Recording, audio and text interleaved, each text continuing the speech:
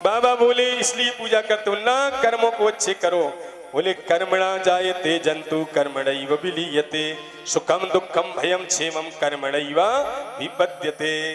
वास्तव में कर्म अच्छे होंगे तो जन्म अच्छा मिलेगा अगला, और कर्म अच्छे होंगे कर्मणैव विपद्यते, मोक्ष भी मिल जाएगा। कर्मणैव विलीयते, मोक्ष मिलेगा कर्म अच्छे होंगे तो, और सुख भी कर्म अच्छे होंगे तो सुख आएगा, कर्म बुरे होंगे तो दुख भी आएगा। सुखम दुखम भगवान दोनों बातें बोल दिए। जैसा जिसका कर्म है उसी को वो प्राप्त होता है कर्म के द्वारा।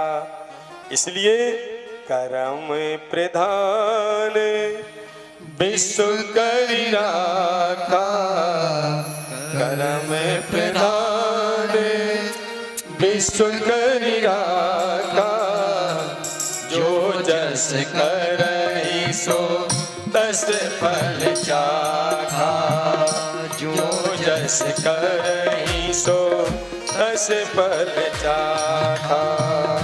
को न काऊ सुख दुख कर दाता, को न काऊ सुख दुख कर दाता, निज कृत कर्म भोग सब दाता, निज कृत कर्म भोग सब दाता।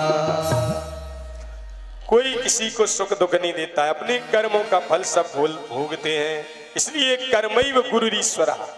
सुंदर कर्म अच्छे होंगे तो गुरुदेव खुश हो जाएंगे और ईश्वर भी खुश हो जाएगा। कर्म अच्छे करो, इसलिए कर्मों को सुधारना चाहिए। बंद करो इंद्र की पूजा, गोवर्धन सम देव न दूजा। गिरिराज की पूजा के लिए चलें। ऐसे एक ब्राह्मण देवता कोई गुरुदेव उपदेश कर रहे थे, कर्म जो करता है उसको ही फल भोगना पड़ता है। उदाहरण दिया गजब का, कैसा?